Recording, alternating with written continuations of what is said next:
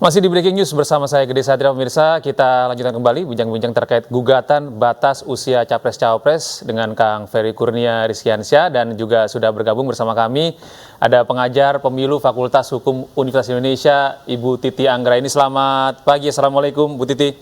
Selamat pagi, Waalaikumsalam warahmatullahi wabarakatuh, Mas Gede dan Pak Ferry, sehat-sehat semua? Sehat, Alhamdulillah. Kita menuju Ibu Titi dulu ya, Kang ya. Ya. Bu Titi, ini sudah mulai rame nih di seputaran Mahkamah Konstitusi. Hari ini akan ada putusan dari gugatan batas minimal usia Capres dan Cawapres, dan juga ada batas maksimal usia Capres dan Cawapres. Tanggapan Anda, Bu? Ya, ini sebenarnya jadi satu yang cukup menggelisahkan ya, karena mestinya urusan pengaturan pemilu itu selesai oleh pembentuk undang-undang. Setelah sebelumnya kita gegap gempita soal sistem pemilu, sekarang berlanjut soal persyaratan menjadi calon presiden dan wakil presiden. Sesuatu yang sudah sangat mepet dengan tahapan pendaftaran dan kental dengan aroma politis gitu. Kalau ini ansih sekedar pengujian mungkin tidak ada problem. Tetapi ada orang yang dipertaruhkan masa depan pencalonannya dengan putusan Mahkamah Konstitusi ini yang kemudian menimbulkan banyak spekulasi dan kecurigaan. Nah, ini kalau spekulasi dan kecurigaannya tereskalasi menjadi ketidakpercayaan pada proses pemilu, seolah-olah proses pemilu misalnya didesain sedemikian rupa melalui putusan pengadilan untuk menguntungkan salah satu kelompok tertentu, maka publik bisa kehilangan kepercayaan dan pada akhirnya mempengaruhi legitimasi pemilu. Makanya di sejumlah negara itu ada aturan yang ketat soal kapan suatu aturan main bisa diubah. Misalnya saja di Amerika Serikat dalam studi ketatanegaraan dan pemilu itu ada yang disebut dengan Purcell Principle. Purcell Principle itu adalah kasus yang ditangani di mana kemudian Mahkamah Agung menyatakan putusan pengadilan itu tidak boleh dijatuhkan mengubah aturan main menjelang beberapa saat kontestasi berlangsung. Nah, itu atau menjelang ketika tahapan itu akan istilahnya terlaksana begitu ya. Dan kalaupun harus ada sesuatu yang diubah, maka itu diberlakukan untuk pemilu yang akan datang. Tujuannya apa? Agar penyelenggara pemilu bisa beradaptasi dengan baik, peserta pemilu juga demikian, dan yang paling penting menghindari spekulasi ataupun kecurigaan bahwa ada desain yang disengaja untuk memperjuangkan atau memuluskan kepentingan sekelompok politik tertentu. Jadi saking dalam pemilu itu betul-betul krusial untuk menjaga kepercayaan dan kemudian legitimasi pemilu sampai akhirnya dikenal dengan adanya Purcell Principle tadi di Amerika Serikat. Nah, kalau di kita kan tidak ya. Kemarin menjelang sistem pemilu diputus, padahal pencalonan sudah berlangsung, kita juga diramaikan dengan uji materi di Mahkamah Konstitusi. Hari ini juga demikian. Ya, ini adalah buah dari tidak direvisinya Undang-Undang Pemilu. Akhirnya para pihak mengalihkan saluran aspirasi atau advokasinya dari parlemen ke pembentuk, dari parlemen sebagai pembentuk undang-undang ke Mahkamah Konstitusi.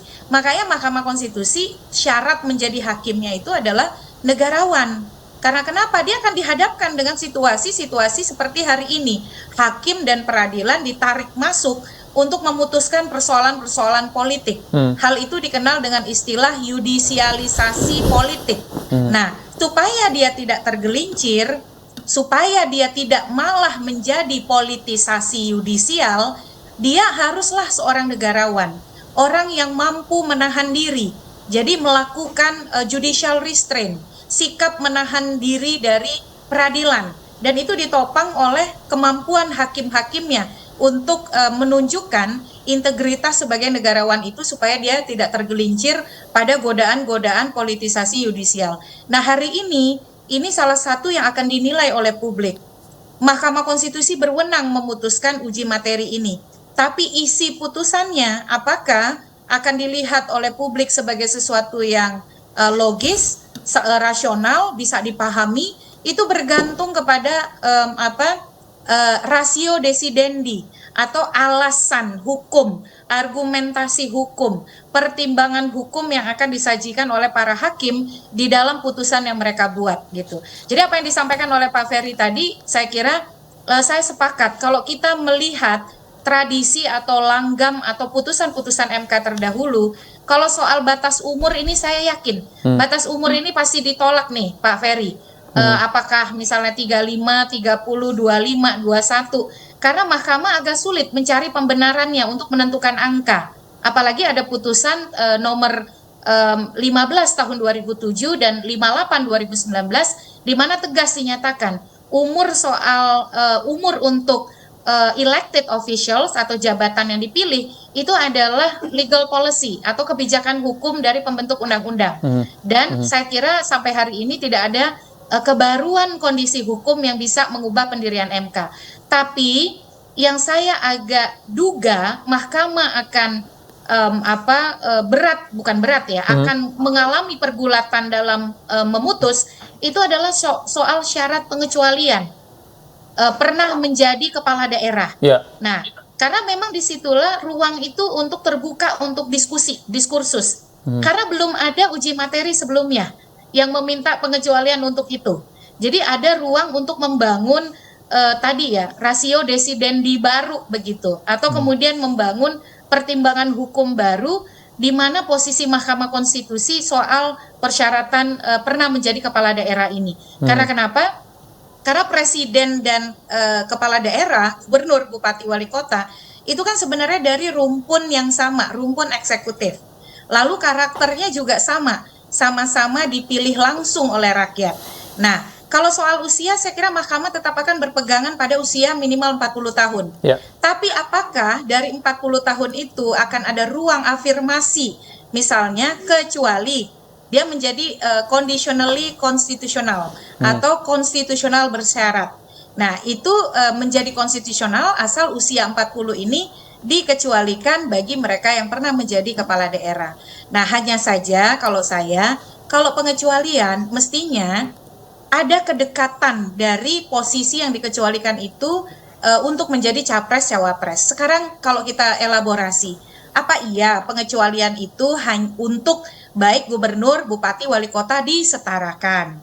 Kan kita mencari posisi politik yang dekat dengan presiden, yang dekat dari sisi cakupan kewenangan untuk misalnya naik kelas ke kepemimpinan nasional, lalu dari sisi cakupan wilayah yang dipimpin, lalu kemudian luasan kompetisi yang dilalui, dan praktik selama ini bahwa memang gubernur menjadi sumber rekrutmen untuk presiden dan wakil presiden.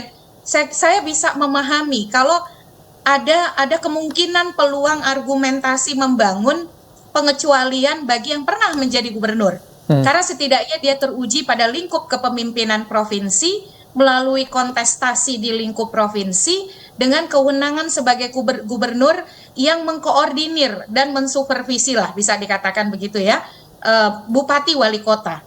Nah, tetapi saya agak kurang mampu membangun argumen kalau ini dianggap sebagai sebuah pengecualian atau afirmasi, kalau itu juga dikecualikan bagi bupati wali kota. Karena rentang relasi misalnya, walaupun dia sama-sama rumpun eksekutif, tapi cakupan kewenangan, lingkup kepemimpinan di tingkat daerah, dan juga pola kontestasinya itu jauh sekali gitu.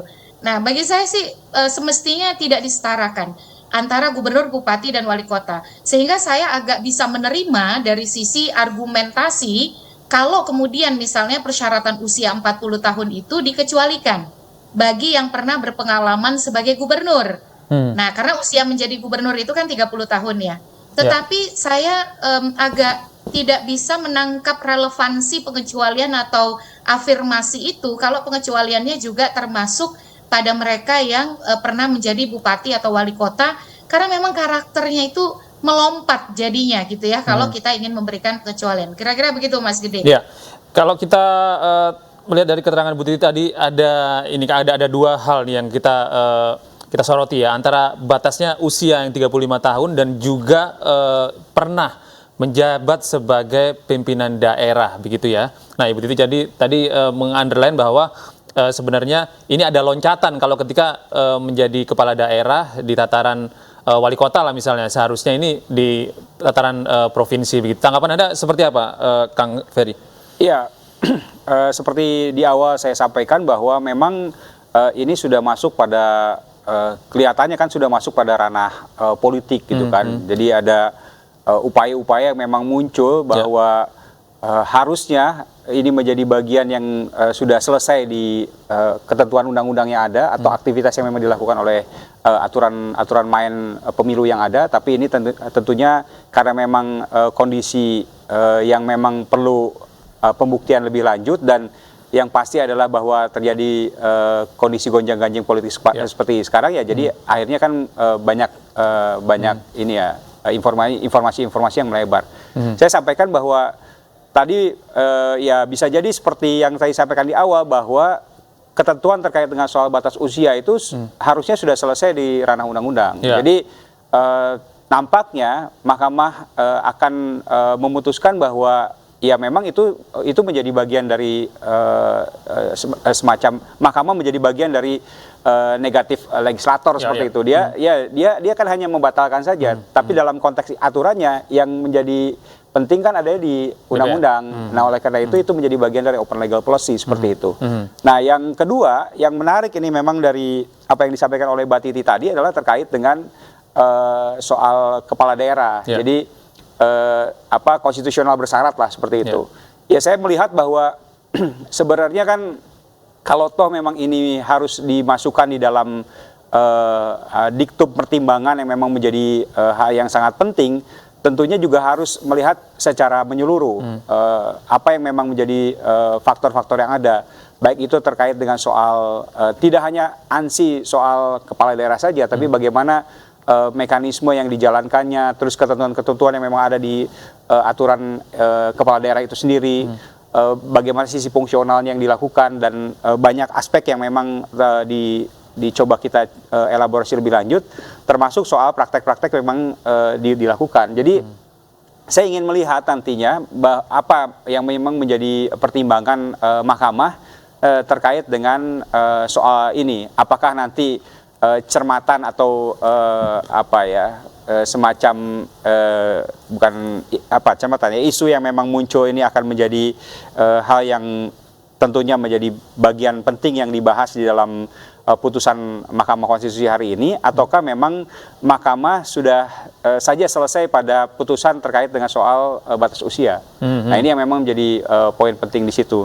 Nah, saya sih berpikir ya jangan sampai ini masuk pada wilayah-wilayah yang memang lebih ada kepentingan-kepentingan politik tertentu. Ini kan sangat disayangkan gitu kan. Ketika ada sesuatu yang memang mungkin tidak sesuai dengan apa yang memang akan dicoba digugat ke Mahkamah Konstitusi, seperti halnya kemarin soal proporsional terbuka tertutup misalnya seperti itu, karena memang ada catatan-catatan yang memang menurut yang bersangkutan tidak sesuai, ya digugat ke sana.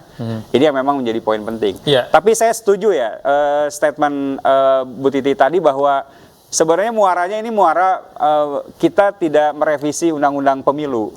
Jadi kan harusnya DPR itu kan melakukan upaya-upaya revisi undang-undang pemilu sehingga secara menyeluruh aktivitas yang dilakukan, baik itu terkait dengan soal sistem pemilu, terkait dengan soal proses pemilunya, terkait dengan soal manajemen pemilunya, bahkan soal keadilan pemilunya, itu dibahas tuntas di ini, sehingga kalaupun ada celah-celah yang memang ingin digugat hanya untuk make sure saya memastikan saja bahwa itu ada.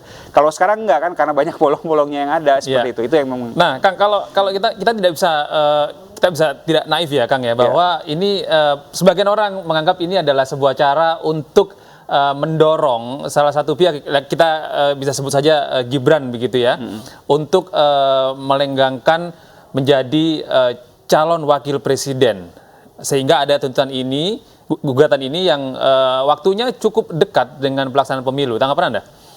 Ya, sah-sah saja kalau dikait-kaitkan dengan seperti itu kan, bahwa misalnya ini ada dikaitkan dengan kepentingan tertentu untuk menaikkan salah satu calon dan lain sebagainya, itu silakan saja, sah-sah saja, kan hak konstitusional orang untuk menggugat. Tapi yang pasti kan jangan sampai ini menjadi bagian dari manuver yang memang yang muncul seperti itu. Itu yang memang harus kita coba lihat. Sehingga ketika kita melihat upaya-upaya untuk melihat proses mekanisme yang dijalankan itu, ya memang pure bahwa yang dilakukan itu untuk memberikan satu kepastian hukum. Saya belajar dari Mbak Titi kan soal prinsip hukum kan kepastian, kemanfaatan, dan juga keadilan. Ini yang memang menjadi poin-poin penting yang harus diungkapkan. Jangan sampai nanti digeser lagi pada hal-hal yang memang juga menjadi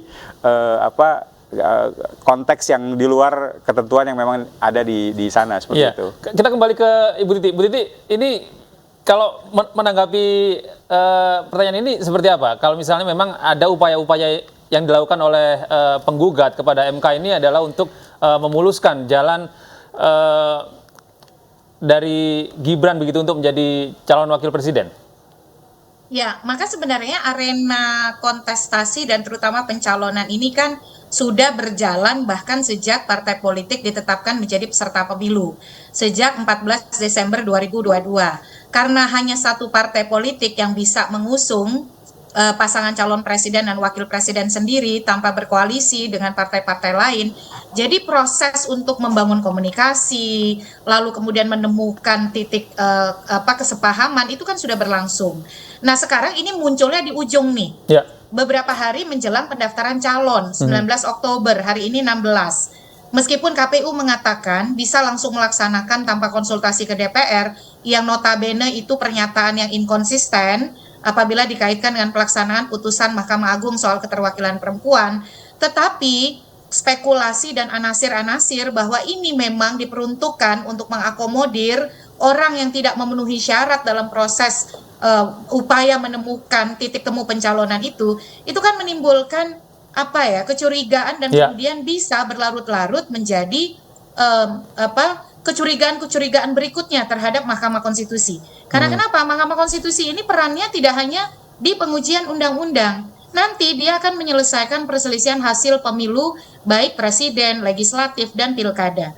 Bayangkan kalau sejak saat ini, apalagi kemudian putusan ini misalnya, nama yang muncul itu kan hanya satu.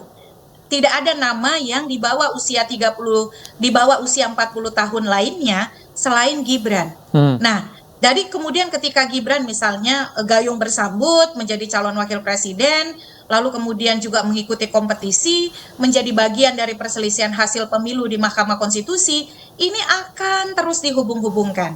Nah, oleh karena itu, tadi ya kalau kita merujuk di awal penjelasan saya soal Purcell Principle di pemilu Amerika Serikat, jadi putusan-putusan yang berpengaruh dan sudah mendekati tahapan yang akan mulai gongnya, dalam hal ini kan pencalonan ya 19 Oktober, itu kalaupun dikabulkan, itu dikabulkannya untuk pemilu berikutnya. Karena apa? Karena kredibilitas dan kepercayaan terhadap proses pemilu itu sangat penting. Bayangkan kalau kemudian sampai selesai pemilu, di kepala kita masih misalnya, di kepala pemilih kita masih ada residu-residu bahwa proses ini adalah proses yang secara politik misalnya sudah didesain sedemikian rupa.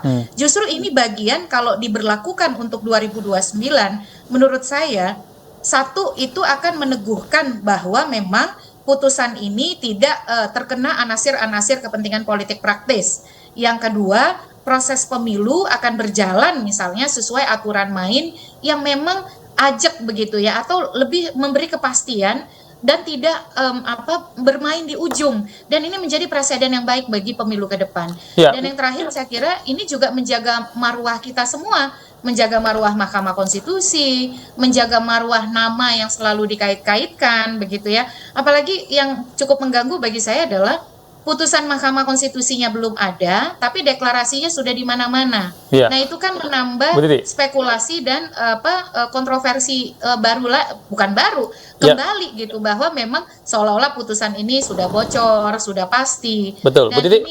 Bu Titi, kita tahan terlebih dahulu, Bu Titi ya. Kita akan jeda iklan terlebih dahulu, pemirsa. Tetaplah bersama kami usai jeda berikut ini.